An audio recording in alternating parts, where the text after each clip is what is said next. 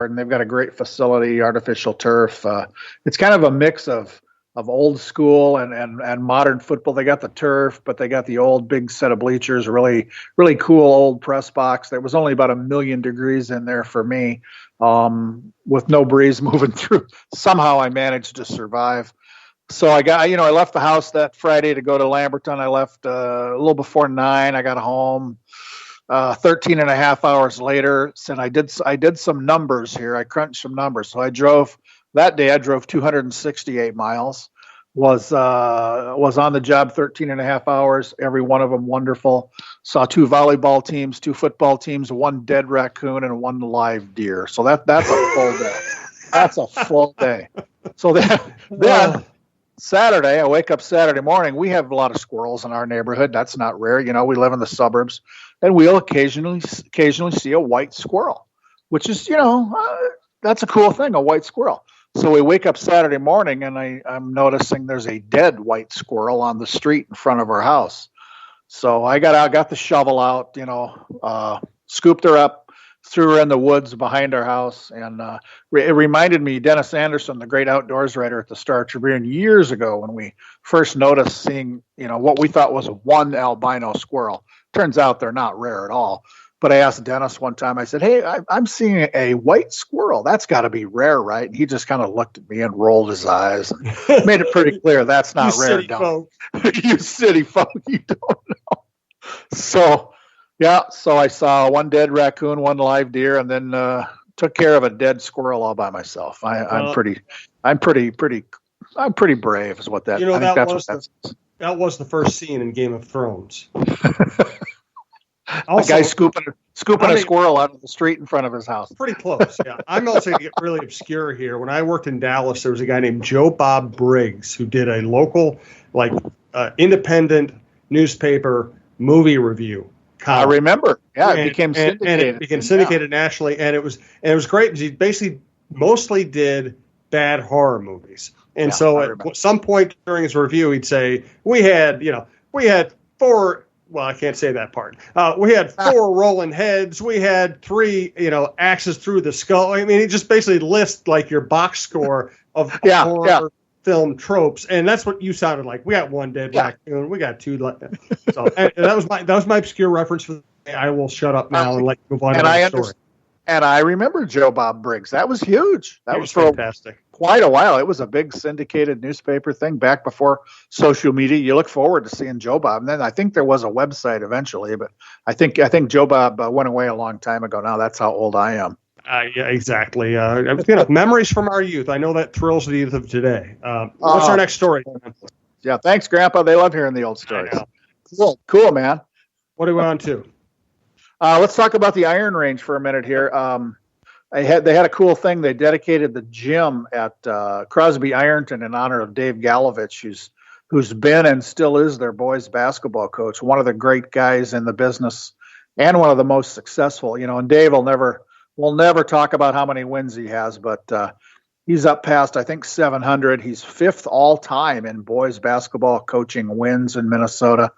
And among active coaches, he ranks number 2, just behind Ken Novak Jr. of Hopkins. So you go up there and you talk to anybody at Crosby Ironton or anywhere up there between Brainerd and all the way east across the range, and they'll tell you about Dave Galovich and what a great guy and great coach he is. So the gym is now the Dave Galovich Gymnasium at Crosby Ironton, and that's a well-deserved honor. And I know our audience is going to enjoy this one. The Badgers get another Minnesotan. Yeah, we talked last week or 2 weeks ago maybe about 2 boys basketball players really high-ranked committing to Wisconsin. Stephen Crowell from Eastview, Ben Carlson from Eastridge. They're both, 6'9", 6'10". So that was basketball. Now we've got a football player committing to Wisconsin over the weekend. I've seen this kid play a couple times. Riley Mallman from Lakeville South. As a 9th grader, he was the starting tight end at Lakeville South. These are big football schools. So to have a 9th grader be a starter is really something. But here's why. Right now he's 6'8" and 280. He's going to be one of these 330-pound offensive linemen wearing that Badger red and white. And he's just a junior, and he's got all the big offers, Ohio State, Nebraska, Michigan State, a certain Big Ten school in Minneapolis offered him, but I don't know. What's the level of concern about these Minnesota kids committing to Wisconsin? It would be one thing if it's Ohio State, if they say, I'm going to Ohio State, or I'm going to Clemson, or whatever. But when they're streaming across the border to head to Madison, that gets people riled up, I think. Absolutely, and I've been hearing a lot of this lately. It's very interesting. Pitino has the class where he gets Kalsher, Omersa, and Oturu. They're really good players, good kids, fit in right away, to help them go to an NCAA tournament. You think, okay, that's starting to open the pipeline. And now I'm hearing he's going to get 0 Minnesotans from this class. And that is a little scary. Many good ones. There's these are good classes coming through now. It gets better every year. Yeah, that's not a positive sign for the hometown university here. No. And I think PJ's done a pretty good job with some of the high-profile Minnesota football players. And this, like I said, this kid Riley Mallman, he could have gone anywhere in the country. And I talk about this with people. Kids thinking about college don't necessarily want to stay home. They might want to go somewhere else. They've lived here their whole lives. There's appeal of going away. Even Madison's not that far away, and it's a big rival. But I never fault a high school kid for deciding where they want to go to college. You just can't. And there may be a family connection to the Badgers. I don't know, but people get pretty riled up. I never do. I don't. It doesn't matter to me where a young person wants to go to college. But boy, sports fans tend to get riled up. I'm starting to think. It's the bastion of irrationality. Yes, I never blame a kid for doing anything they want to do. I never think the kid should stay home. I look at it the other perspective. It's the coach's job to make the place attractive enough that you get at least some. You're never going to get all, and you're not going to get the kid who wants to go to Duke or Kansas who can go to Duke or Kansas or whatever. Right. But you need to get a certain percent. You need to get the right kids that you have a shot at, and that's where it's becoming a little concerning for Mr. Pitino. That's it, and then coach them up. Maybe you don't get the top of the line kids supposedly, but the kids you get, make them better ball players, and you'll be fine and win games. You'll be fine. So the Clem Haskins model. There you go. Yeah. All right, let's go to bands of the week. Yeah, a couple of cool band notes here, thanks to Twitter. I saw a tweet from ESCO up there by Duluth. They've got a great band program in a lot of ways.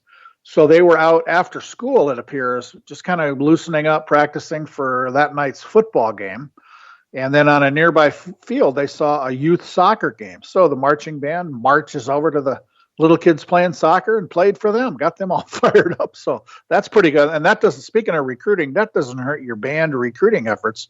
When those little soccer players get to the point where they're allowed to pick up an instrument, they might remember that and want to do that. So that's pretty cool. And Farmington, I'm always just tickled to see what's going on with the Farmington band program. I know a couple of their band directors there. They're great people, so much energy, and you can just tell that by what I see from the band just on Twitter.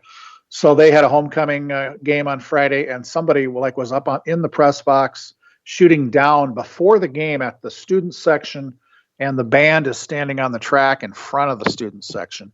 And it's clips of 3 different songs, and just to see the energy between the band and the student section, nobody's standing still. Everybody's moving. I think there's cheerleaders in the middle of this.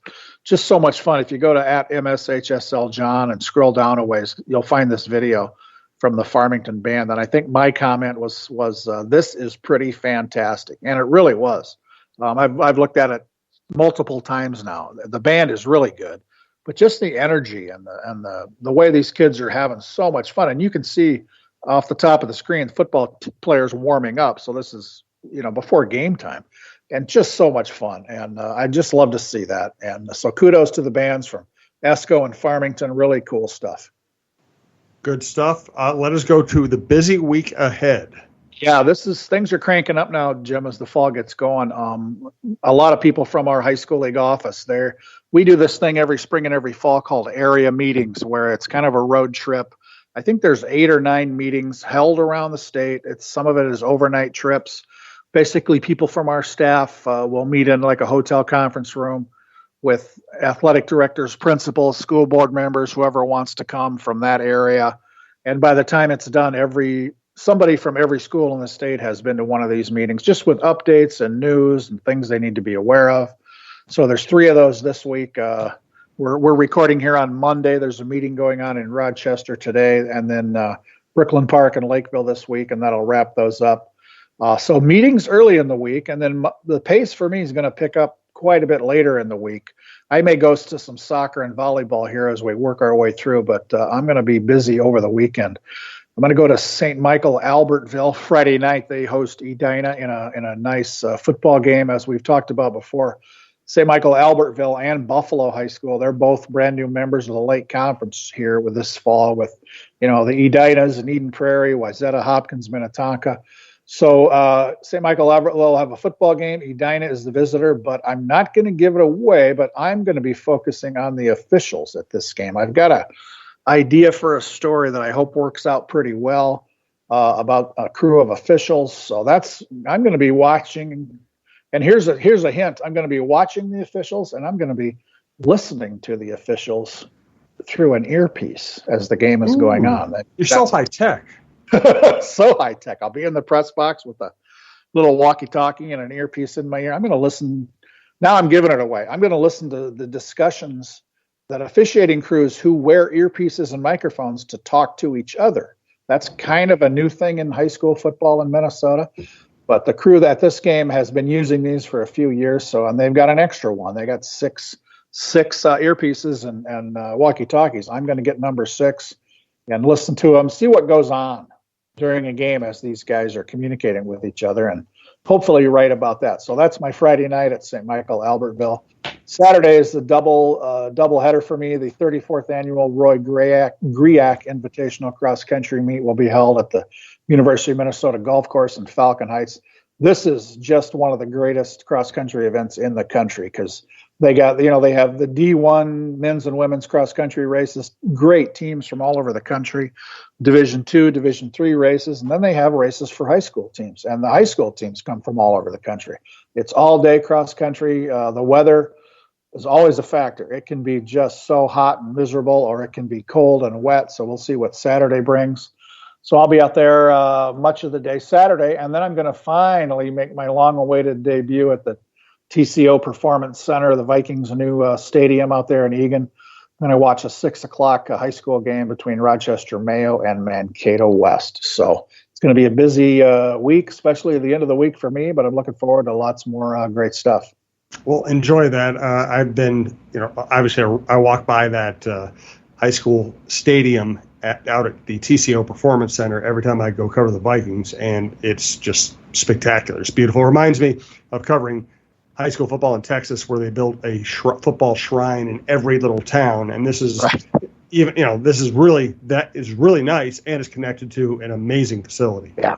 Yep, it'll be good. Nobody's going to see any Vikings. They'll be in Chicago for the game the next day, but that's okay. We'll have a good time. We're looking forward to it.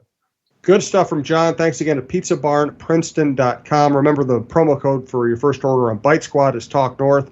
You keep using Bitesquad after that because they've been great to our network, and they do a good job delivering restaurant quality food to you, home, office, parties, morning, noon, night, late night snacks. Bitesquad, Bitesquad.com. And thanks to John. Thanks to our producer, Brandon Morton. We will bring you more stuff next week.